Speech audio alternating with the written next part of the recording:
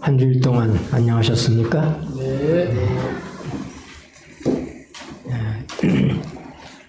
우리 계속해서 로마서 8장 말씀 보시겠습니다. 이제 우리 로마서 8장이 거의 끝나가고 있습니다. 아마 오늘과 다음 주일까지 하면은 로마서 8장을 마치게 되리라고 생각됩니다. 로마서 8장 34절입니다. 누가 정죄하리요? 같이 읽으시겠습니다. 누가 정죄하리요? 죽으실 뿐 아니라 다시 살아나신 이는 그리스도 예수시니 그는 하나님 우편에 계신 자요 우리를 위하여 간구하시는 자시니라. 33절에서 사도는 이렇게 질문합니다. 하나님이 택하신 자들을 누가 송사하리요? 의롭다 하신 이는 하나님이시니. 그리고 나오는 34절에 누가 정죄하리요? 질문하고 스스로 답하는 형식으로 이 마지막 때를 살아갈 하나님의 백성들이 우리들의 삶의 곤고함 때문에 때때로 우리의 구원에 대하여 확신이 흔들리고 우리의 믿음이 약해지는 것처럼 보일 때에 우리로 결코 그렇게 되지 않도록 하기 위해서 하나님이 우리에게 주신 구원이 얼마나 확실한 것인지 결코 바뀌어질 수 없는, 변할 수 없는 이런 구원이 우리에게 왔음을 알려주기 위해서 그는 정말로 목자적인 심정으로 신앙 때문에 많은 어려움을 겪고 있는 이 로마 교회의 편지를 써보내면서 그는 정말 그들을 붙들어 주기를 원하는 겁니다. 흔들리지 않는 믿음을 가질 수 있도록 그는 그렇게 그의 말씀을 통해서 강조하고 있는 겁니다. 감히 하나님이 택하신 자들을 누가 송사하겠느냐? 누가 재판을 걸겠느냐? 의롭다 하시는 하나님이시니. 그리고 그가 이어서 하는 말이 뭐예요? 누가 정죄하리요? 누가 정죄하겠느냐? 그리고 거기에 대한 대답을 네 가지로 대답하고 있는 것입니다.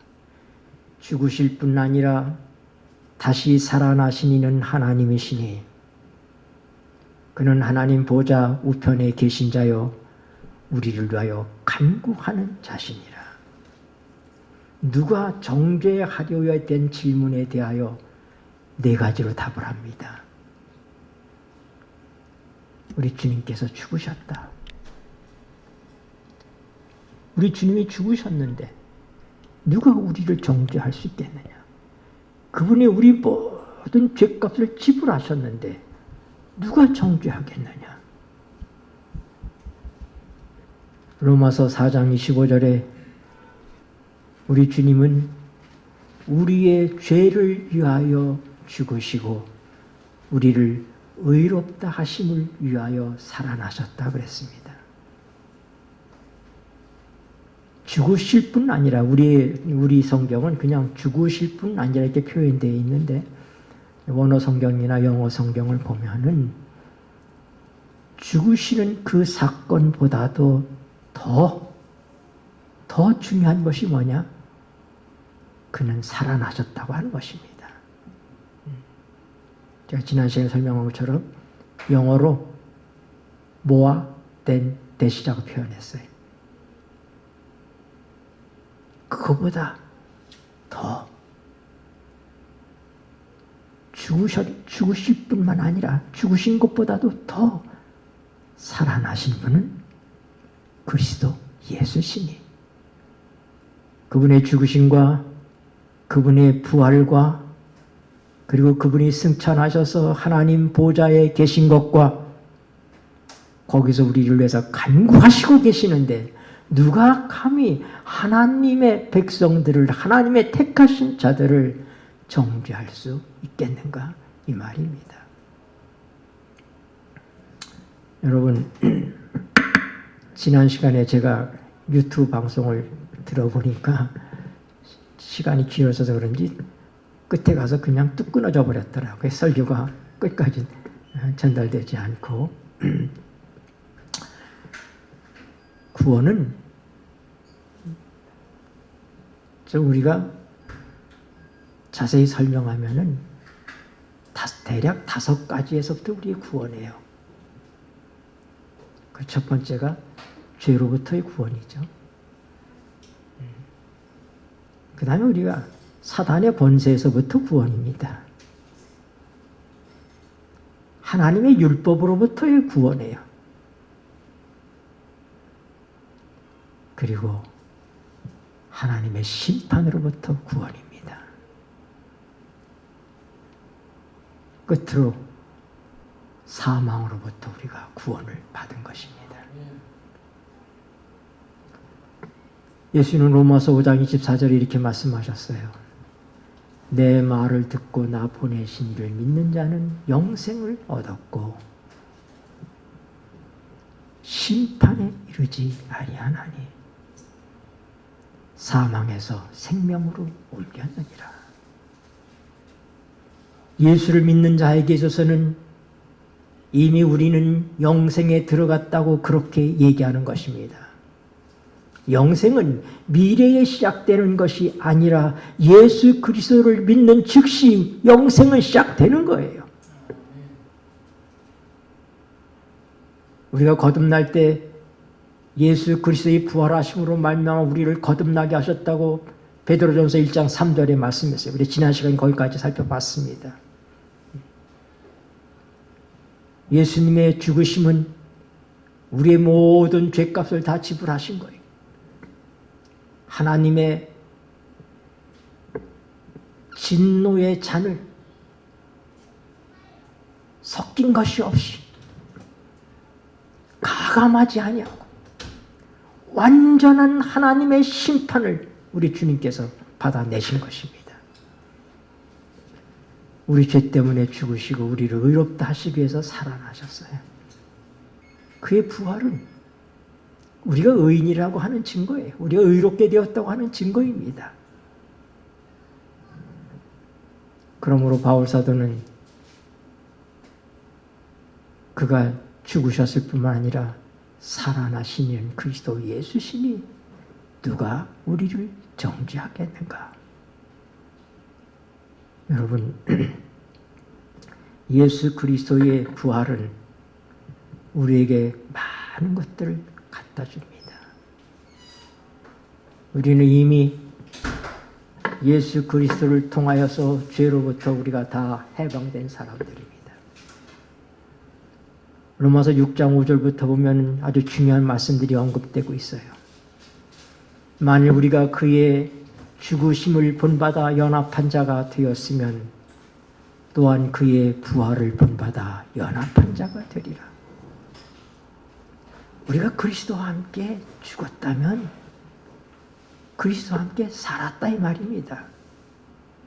그럼 우리는 믿음으로 예수 그리스도의 부활의 생명이 거듭난 하나님의 백성들 속에는 존재하는 것입니다. 오늘 우리는 예수님의 부활의 생명을 가지고 사는 거예요.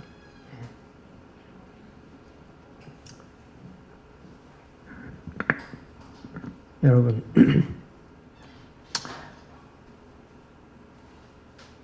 6절에는 그렇게 얘기합니다.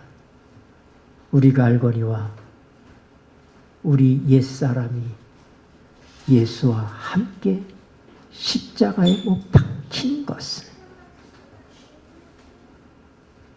우리는 예수님과 함께 십자가에 못 박혔다고 얘기합니다. 주님의 십자가는 주님 홀로 지신 십자가가 아니라 그는 우리를 대표하여 우리 모두를 짊어지시고 그는 십자가를 지신 것입니다. 우리가 알거니와 우리 옛사람 예수와 함께 십자가에 못 박힌 것은 죄의 몸이 멸하여 다시는 죄에게 종을 노릇하지 아니하려 함이니, 우리가 죄로부터 해방이 바로 이런 것입니다. 7절에는 우리가 주님과 함께 죽고 주님과 함께 살았으므로 이제 우리는 의롭게 되었다고 얘기합니다. 우리가 알거니와 우리 옛사람이 예수와 함께 십자가에 못 박힌 것은 죄의 몸이 멸하여 다시는 우리가 죄에게 종노릇하지 아니하려 함이니 이는 죽은 자가 죄에서 벗어나 의롭다 하심을 얻었음이니라. 저 꼬마들도 떠들긴 떠드는데 지들이 떠드는 건 좀 아니다 이런 생각이 있는 거예요. 입을 가리고 오잖아요. 떠들고다가 우리에게 아이들을 편하게 지낼 수 있는 공간이 없는 것이 유감스럽습니다. 그래도 저는 저 아이들이 교회에서 성장한다고 그렇게 믿습니다. 아이들이 교회에서 천방지축으로 크지만 그 아이들이 교회에서 클 때 이 교회를 떠나지 아니합니다. 그리고 너무 아이들을 야단치지 마십시오. 어려서 교회 가서 떠든다고 야단치고 이거 하지 말라고 그렇게 얘기하면 그 아이들이 교회에 대해서 부정적인 생각을 갖게 되는 것입니다. 그래서 그들이 성장한 다음에 그 교회라고 하는 자기를 늘 속박하던 곳, 자기를 구속하던 곳, 거기서부터 해방하고 싶은 생각이 들어서 우리의 많은 자녀들이 세상에 있는 것입니다. 이 기독교가 자연 성장만 제대로 했어도 우리가 우리의 자녀들만 다 하나님께로 제대로 인도해서 거기서부터 자연적인 신자가 배가 되기만 했어도 지금의 기독교 세가 아닐 것입니다. 그러므로 저는 40년 목회하는 동안에 제가 목회 현장에서 한 번도 아이들을 꾸중하거나 나무란 적이 없습니다. 사랑하는 것이죠. 사랑으로 가르치는 것입니다. 그 아이들이 커나가면서 제가 심지어 그런 것도 봤어요. 어린아이가 교회 와서 떠드니까 장로님이 예배가 끝난 다음에 애기 엄마를 불러서 주의를 주었습니다. 그랬더니 그 엄마가 뭐라고 하는지 알아요? 애 길러서 교회 오겠습니다. 그 교회를 떠나가더라고요.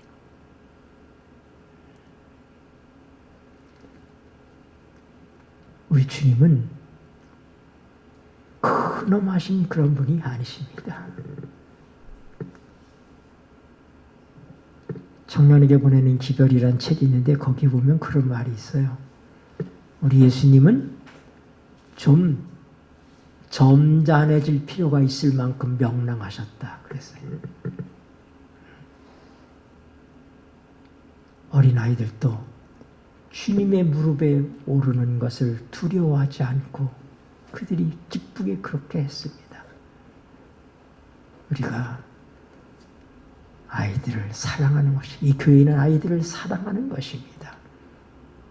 사랑으로 교육하는 것이에요. 그래서 저는 가급적 교회에서 아이들을 나무라기보다는 그 아이들을 다독거리고 사랑해 주기를 바라는 것입니다. 우리 예배에 조금 방해가 되고 또 방송으로도 나가는데 내가 방송에 들어봐도 시끄러우니까 안 좋긴 안 좋더라고요. 그러나 그거보다도 그 어린 영혼이 더 가치가 있습니다. 그 아이들이 더 소중합니다.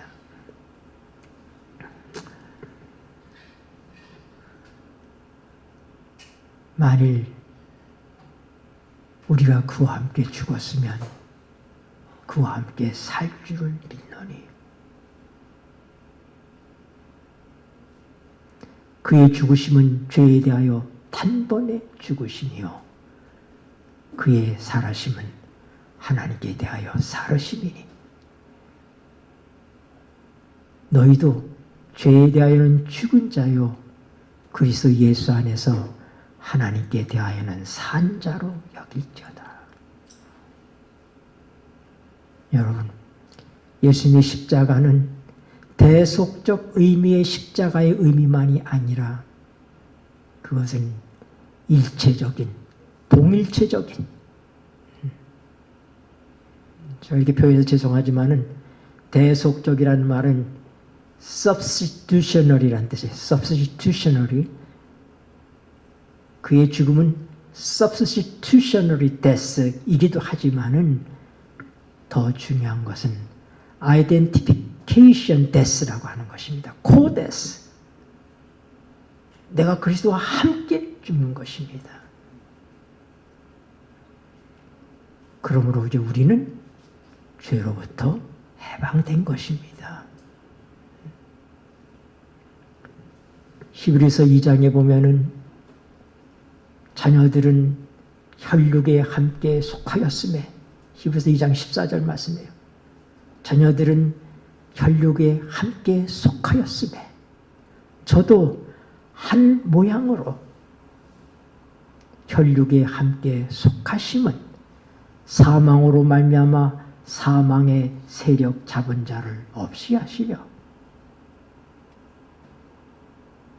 우리 주님께서 우리와 같은 인간으로 오셨습니다. 그는 죽을 이유가 없으셨습니다. 그 자신에게 놓고 보면 그는 죄가 없으셨어요.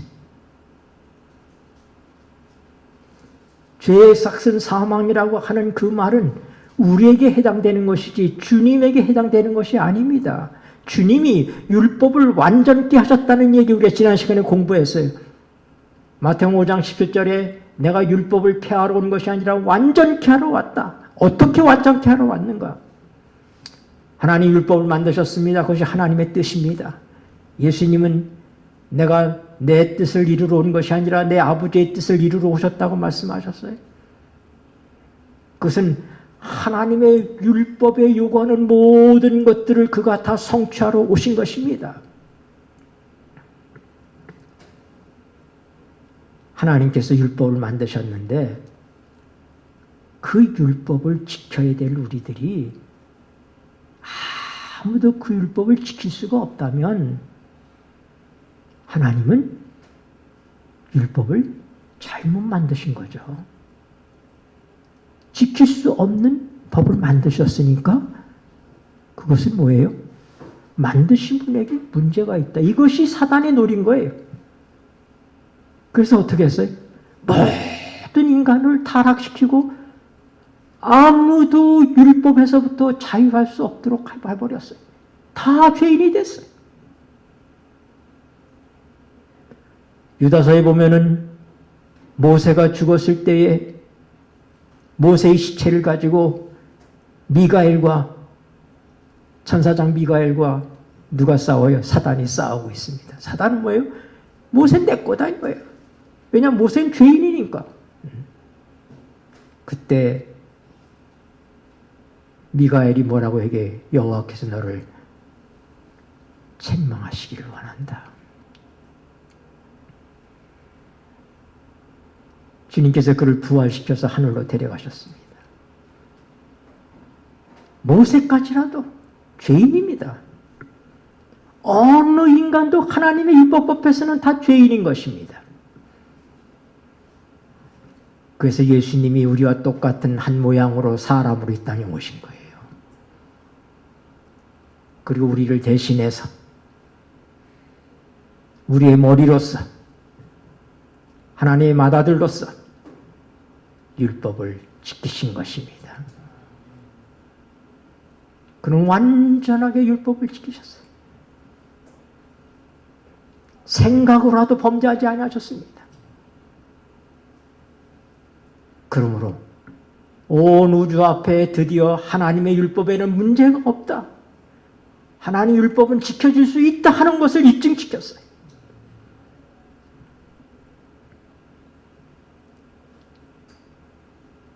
뿐만 아니라 인간이 죄를 범했기 때문에 하나님의 명령에 따라서 사람은 죽어야 되는 것입니다.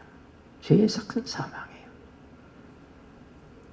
우리 주님께서 그 사망을 감당하셨어요.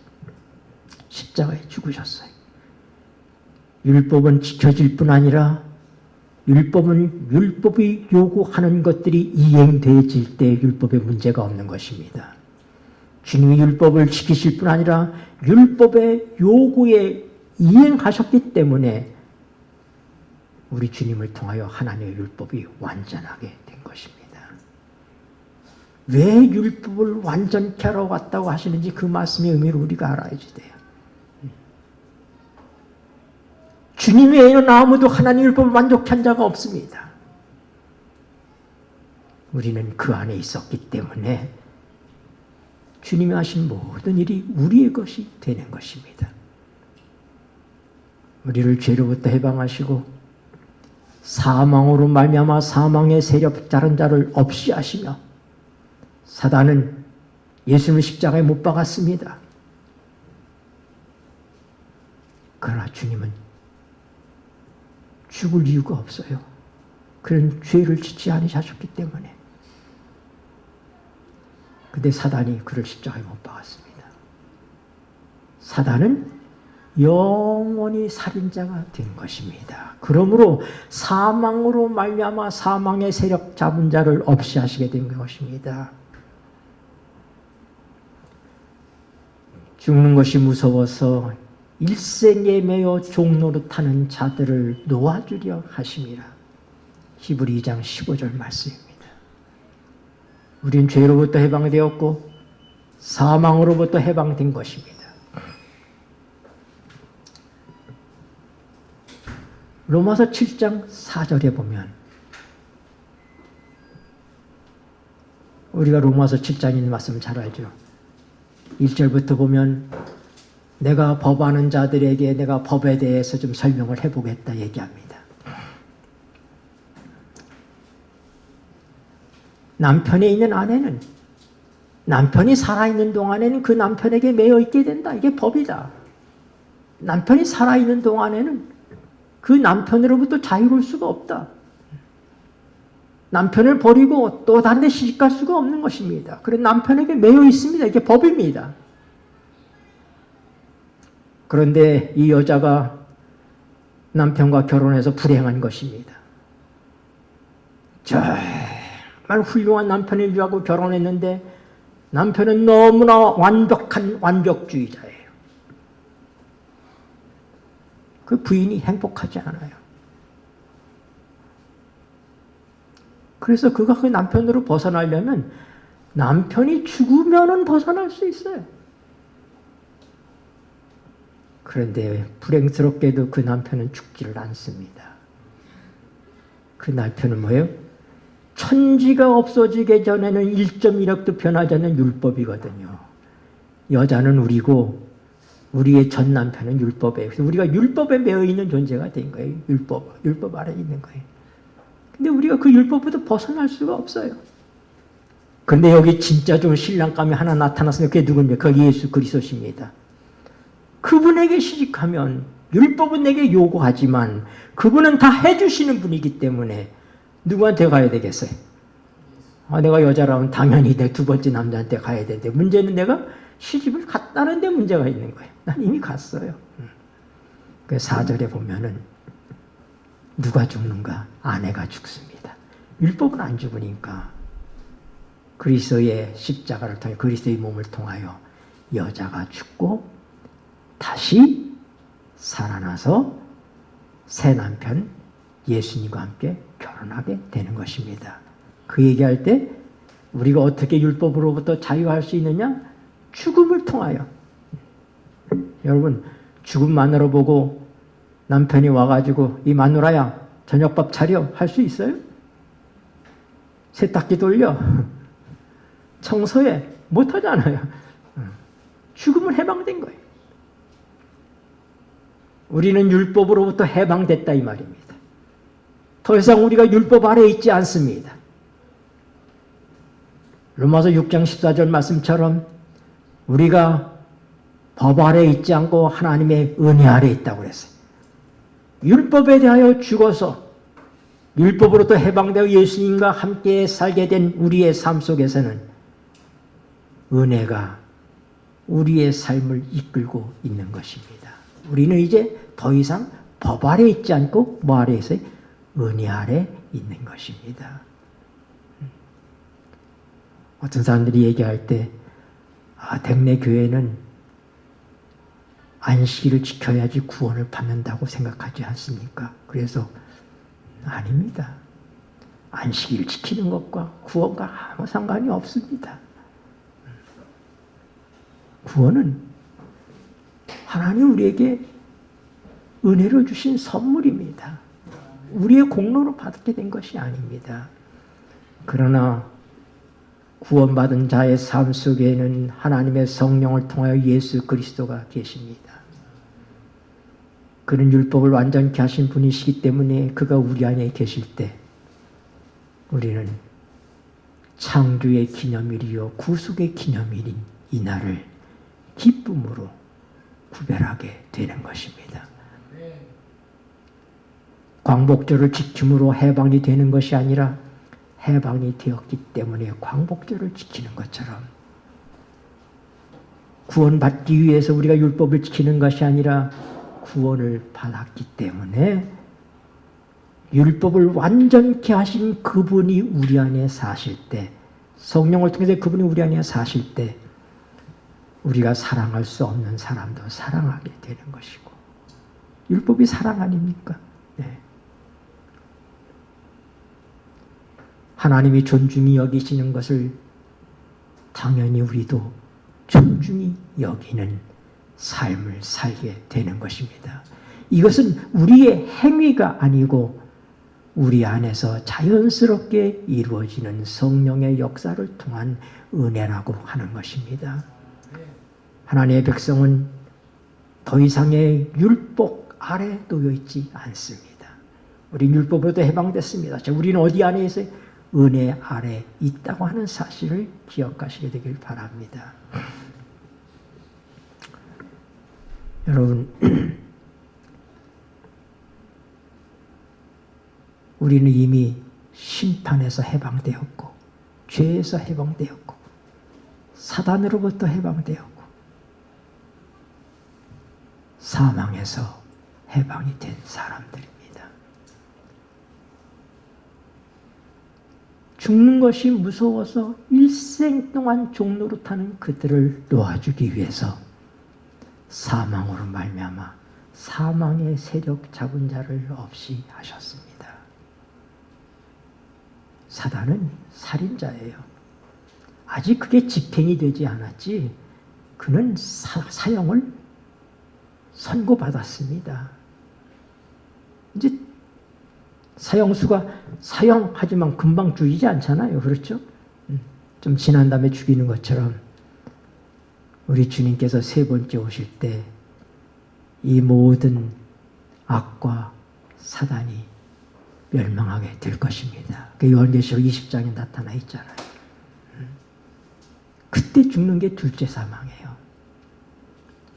첫 번째 부활에는 그리스도에 속한 자들이 다 부활합니다. 주님 재림하실 때.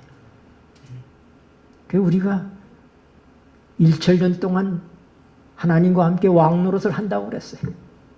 우리가 다 하늘에 가서 하나님이 예비한 그곳에서 우리가 1천년을 지내게 되고 그동안에 이 땅은 1천년 동안 황무하게 돼 있습니다. 사단이 무적에게 갇혀 있다고 표현했어요. 왜 하나님께서 사단을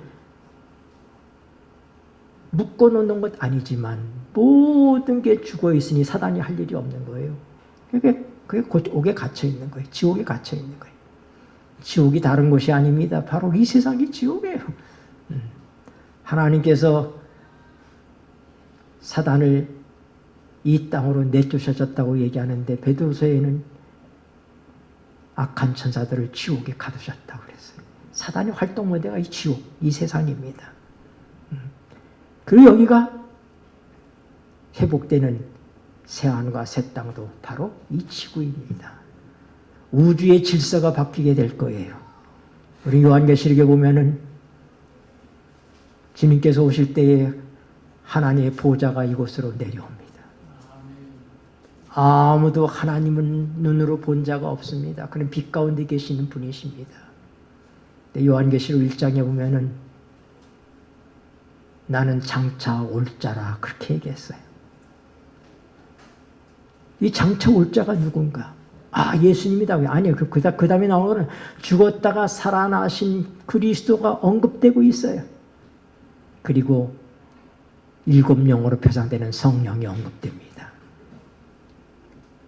주님이 오실 때 몽땅 하늘이 이 땅으로 내려옵니다.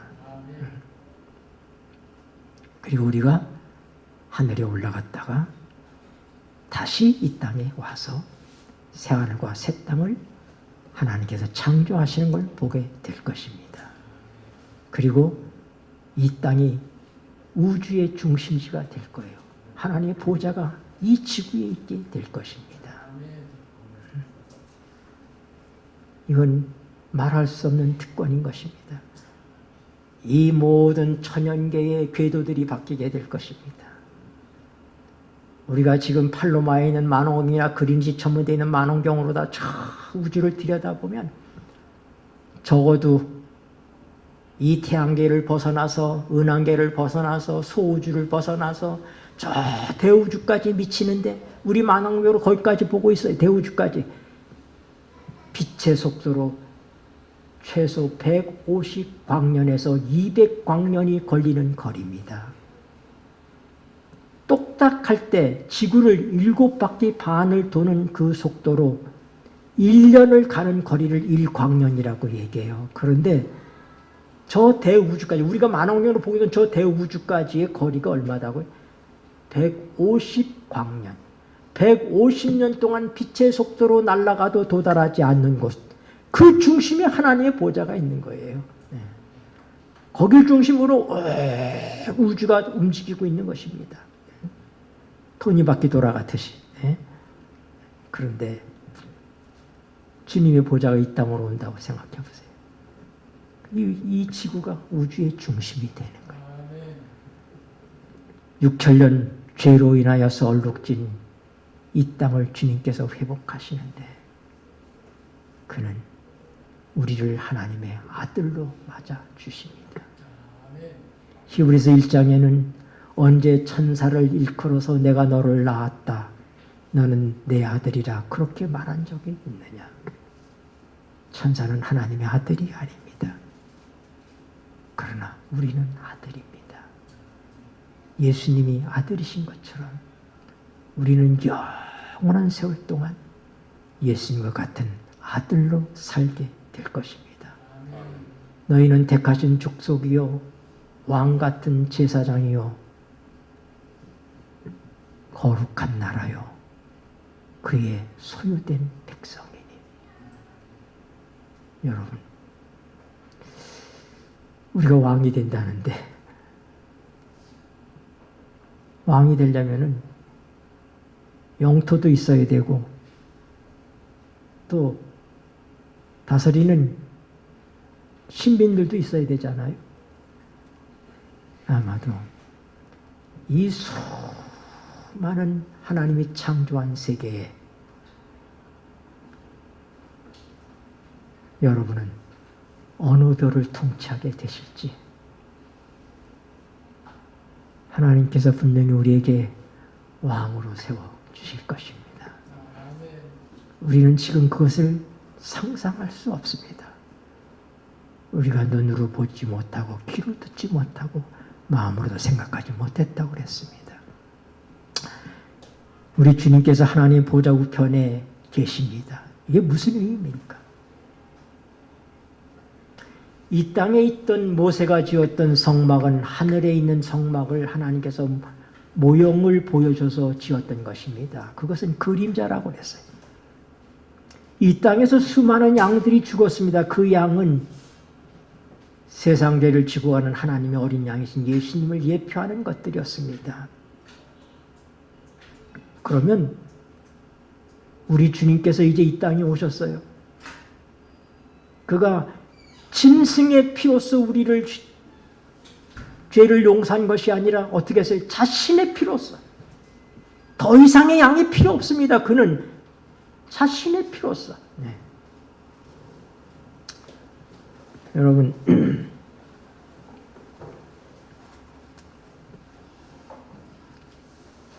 로마서 6장에서 그의 죽으심은 죄에 대하여 단번에 단번에 죽으심이요. 여러분, 예수님의 죽으심은 여러 번 죽는 게 아니에요. 옛날에 제사 드릴 때는 양들이 여러 번 죽었어요. 또 제사장들도 늘 죽기 때문에 또 다른 제사장이 제사를 드려야 되었지만은, 우리 주님은 영원하신 제사장이기 때문에 그의 제사하는 일이 갈리지 않습니다. 과거의 그 제사 제도는 모형인 거예요. 그럼 우리 주님이 지금 하늘에 올라가셨다. 뭐 하고 계신 거예요? 성소에 가시.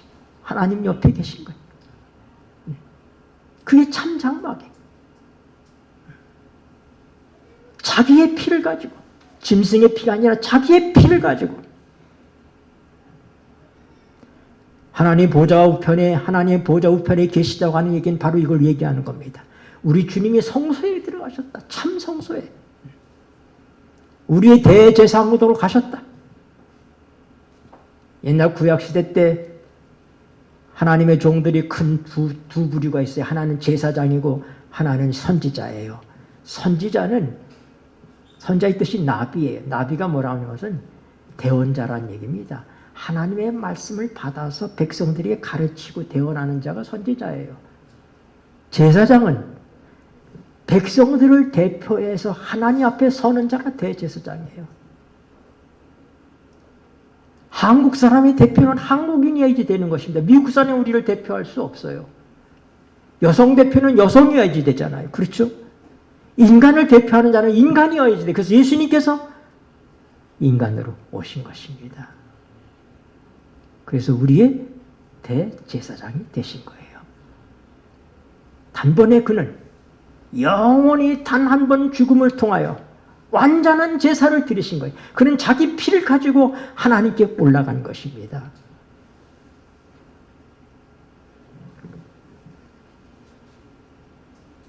대속제일날, 7월 10일 대속제일날 대제사장이 하는 일이 뭔가? 가장 중요한 일이 죄를 사함받는 것이었어요. 인간 대제사장은 죄가 많기 때문에 대제사장이 지성소에 들어갈 때 자기를 위한 제물을 먼저 바칩니다. 송아지를 잡아서 송아지의 피를 가지고 들어가요. 그 다음에 그날에는 두 염소가 뽑혀오는데 여호와를 위해서 뽑힌 그 염소가 백성의 죄를 위해서 죽어 그 피를 가지고 하나님의 보좌인 지성소에 시은소에 가서 피를 위로 한 번 뿌리고 아래로 7번을 이렇게 뿌렸습니다. 하나님 앞에. 심지어 송아지의 피와 대제사장을 대속하는 송아지의 피와 백성을 대속하는 염소의 피를 섞은 피를 가지고 마지막으로 더 들어갑니다. 똑같은 방법으로 뿌렸어요. 그때 모든 백성들은 다 밖에서 기다리고 있습니다. 그들이 자기들의 행위가 아닌 온전하게 하나님께 자기 신을 맡기고 그 제물로 표상되는 예수 그리스도의 희생에 그들의 모든 것들을 맡기고 그들이 서 있을 때 하나님의 제사가 간합되는 것입니다. 죄가 없어지는 거예요. 1년 동안 성소에 뿌려졌던 그 모든 죄들이 다 도말돼 버립니다. 휘장에 뿌렸던 그 휘장이 교체가 돼요. 네. 우리 주님은 지금 하늘 지성소에서 하나님의 보좌가 있는 곳에서 우리를 위해서 어떻게 해요? 나타나셨어요.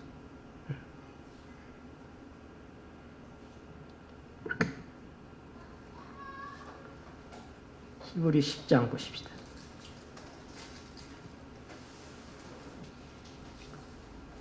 11절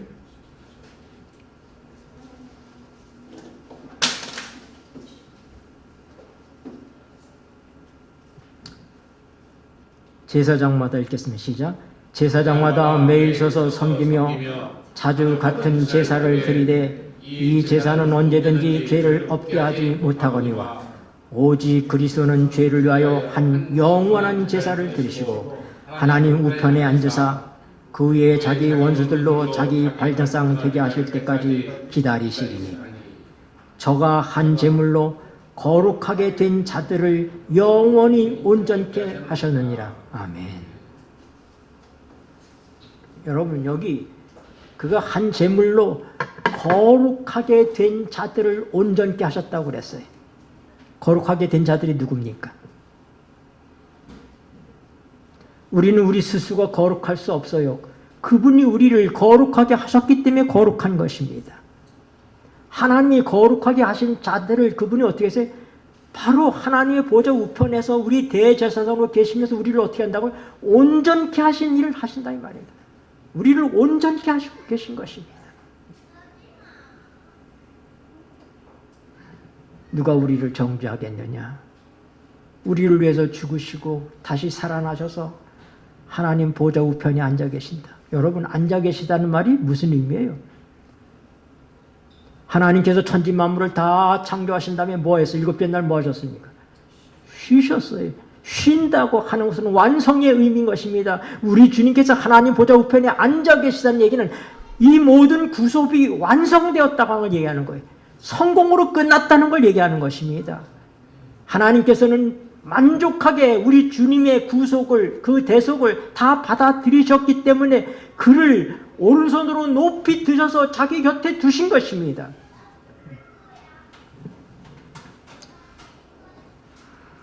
오순절날 베드로 사도는 그렇게 얘기합니다. 너희가 죽은 그 예수를 하나님이 살리셨고 그가 오른손으로 그를 높이 드셔서 약속하신 성령을 하나님께로 받아서 너희 보고 듣는 이것을 부어주셨다.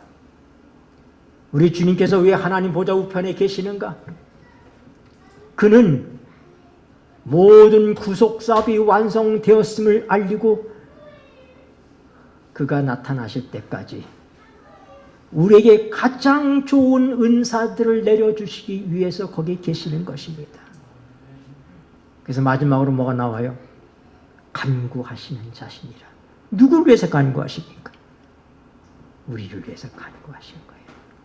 우리를 위해서. 그는 우리 이 인간을 경험하지 않으신 분이 아니라 그는 이 인간을 경험하신 분이, 체휼하신 분이기 때문에 우리가 얼마나 연약한지, 우리의 약점이 무엇인지를 아십니다. 그러므로 우리가 하나님의 보좌 앞에 담대히 나가야 된다고 얘기합니다. 그 보좌를 은혜의 보좌라고 얘기합니다. 오늘 우리 주님께서 바로 그 은혜의 보좌에 계십니다. 그는 하나님 옆에 계시면서 그 자리는 하나님께서 높일 수 있는 최고의 높은 자리인 것입니다. 더 이상 높아질 자리가 없습니다. 성경은 그분이 우리를 위하여 희생을 치우셨기 때문에 하나님께서 그를 오른손으로 높이셨다고 얘기합니다. 임금과 구주를 삼으셨다고 얘기합니다. 주님 왜 이 땅에 오셨습니까? 누굴 위해서 오셨습니까? 주님 왜 돌아가셨습니까? 왜 살아나셨습니까? 왜 하나님 보좌 우편에 계십니까? 무엇을 간구하고 계십니까? 우리 에베소서 2장 말씀 보고 마치겠습니다. 에베소서 2장입니다.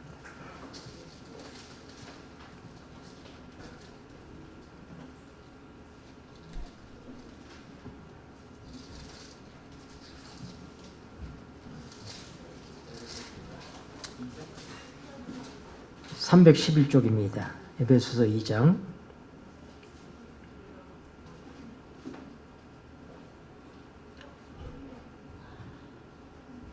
4절부터 보겠습니다. 국률에 풍성하신 하나님이, 읽겠습니다. 시작. 국률에 풍성하신 하나님이 우리를 사랑하신 그 큰 사랑을 인하여 허물로 죽은 우리를 그리스도와 함께 살리셨고 너희가 은혜로 구원을 얻은 것이라. 또 함께 일으키사 그리스도 안에서 함께 하늘에 앉으시니. 이는 그리스도 예수 안에서 우리에게 자비로우신. 네, 거기까지 보시면 됩니다. 여러분, 우리 이미 공부할 때 하나님께서 미리 아시고 미리 정하시고 우리를 부르시고 의롭다 하시고 영화롭게 하셨다고 그랬어요. 네. 이 다섯 단계. 미리 하시고 미리 부르시고 우리를 미리 정하시고 미리 부르시고 의롭다 하시고 영화롭게 하셨다. 과거 시제. 영화롭게 되는 것은 주님이 재림할 때 우리가 영광스러운 몸으로 변하게 되는 걸 영화롭게 된다고 얘기합니다. 그런데 왜 사도는 이미 우리가 영화롭게 되었다고 얘기하는가? 지금 여기서도 마찬가지예요. 우리 하나님께서 예수님을 살리셨습니다. 우리가 함께 살리심을 받았다고 얘기하는 거예요. 그리고 뭐라고요?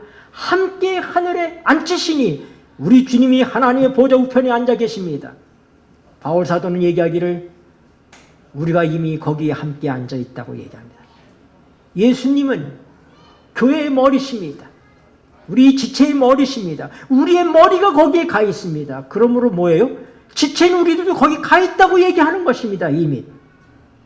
여러분, 우리가 이미 주님과 함께 하나님의 보좌 우편에 거기 있다면 타락할 수 있어요. 구원 못 받을 수 있어요. 오늘 바울 사도가 강조하는 게 이거예요. 너희가 어떻게 잃어버린 바 되겠느냐? 누가 정죄하리요? 그분이 죽으셨고 그분이 살아나셨고 그분이 하나님의 보좌 우편에 계시고 우리를 위해서 중보하시고 우리를 위해서 간구하시고 계시는데 우리가 날마다 은혜의 보좌 앞에 담대히 나갈 수 있는데 누가 우리를 정죄하겠느냐? 우리는 이미 하늘에 올라가 있다 이 말입니다. 하나님의 보좌 우편에 앉아 있어요. 예수님과 함께. 이게 믿음의 눈으로 바울 사도가 본 것입니다. 우리가 혹시 넘어질 수 있습니다. 실수할 때도 있고 그땐 난 끝난 거 아니야? 하나님의 심판을 그걸 이미 공부했잖아요. 하나님 심판 끝났습니다. 여러분의 죄 때문에 구원받지 못할 사람은 아무도 없습니다. 왜냐하면 이미 충분하게 우리의 과거와 현재와 미래의 모든 죄값을 주님께서 다 지불하셨고 하나님께서는 만족하셨습니다. 더 이상 우리에게 대해서 그것을 요구하지 않습니다. 그러나 주님께서 이 땅에서 경험한 그 구원을 영광스럽게 되는 그날까지 우리의 삶을 이끌고 계십니다. 이 세상에서 우리의 자아와의 싸움 속에서부터 하나님께서 우리에게 늘 도움을 받을 수 있도록 은혜의 보좌 앞으로 우리를 이끄시고 계신 것입니다. 그러므로 여러분은 내가 구원 받을 수 있을까? 받았나? 그렇게 말하는 것. 내가 과연 구원 받을 수 있을까? 이거는 겸양이 아닙니다. 이것은 하나님에 대한 불신입니다. 사람들이 구원에 대하여서 불확실하게 말하고 있는 것은 그것은 그들이 겸손함의 표현이 아니라 하나님에 대한 불신이라고 하는 사실입니다. 이렇게 확실하게 하나님 보좌 우편에 이미 앉아 있는데 무엇이 잘못될 수 있겠습니까? 결코 잘못될 수 없어요. 하나님이 거룩하게 하신 자들을 온전케 하실 수 있으십니다. 우리는 하나님의 택함 받은 사람들입니다. 모든 사람이 그런 것이 아니에요. 오늘 우리 하나님을 믿는 사람들은 하나님의 택하신 자들인 것입니다. 하나님을 믿는다고 하다가 떠나가는 사람들이 있을 수도 있습니다. 배반하는 사람들이 있을 수도 있습니다. 그런데 요한일서에 요한 사도는 얘기하기를 저들이 우리에게서 나갔으나 본래 우리에게 속한 자들이 아니었다고 얘기합니다. 여러분, 나가는 자들은 하나님이 본래 택했던 자들이 아니에요. 잠시 우리가 교회 가서 같이 생활할 수 있을지는 모르지만은 그들은 우리에게 속한 자, 우리에게서 나갔지만 우리에게 속한 자가 아니다. 여러분, 끝까지 붙들고 가시면 됩니다. 아멘. 은혜의 보좌 앞에 담대히 가시면 됩니다. 이미 모든 건 끝난 것입니다. 우리는 그 보좌에 이미 앉아 있는 사람들입니다. 여러분의 작은 실수들이 하나님이 주신 구원 문제를 흔들게 할 수 없습니다. 흔들리는 것은, 의심하는 것은 하나님에 대한 불신입니다. 이제 정말로 우리 주님께서 왜 아직도 하나님 보좌 우편에 계시는가? 가장 좋은 은사를 우리에게 주시기 위해서, 우리를 돕기 위해서 만반의 준비를 가지고, 그러므로 주님의 보좌 앞에 나가는 일을 망설이지 않으시고 그분께 간구하는 삶을 사십시오. 그분께서 우리를 대신해서 아버지께 간구하십니다. 그러므로 우리는 결코 흔들릴 수 없는 구원을 받았다는 사실을 인하여 감사하시고 의심의 안개를 영원히 걷어내시게 되기를 바랍니다. 기도하시겠습니다.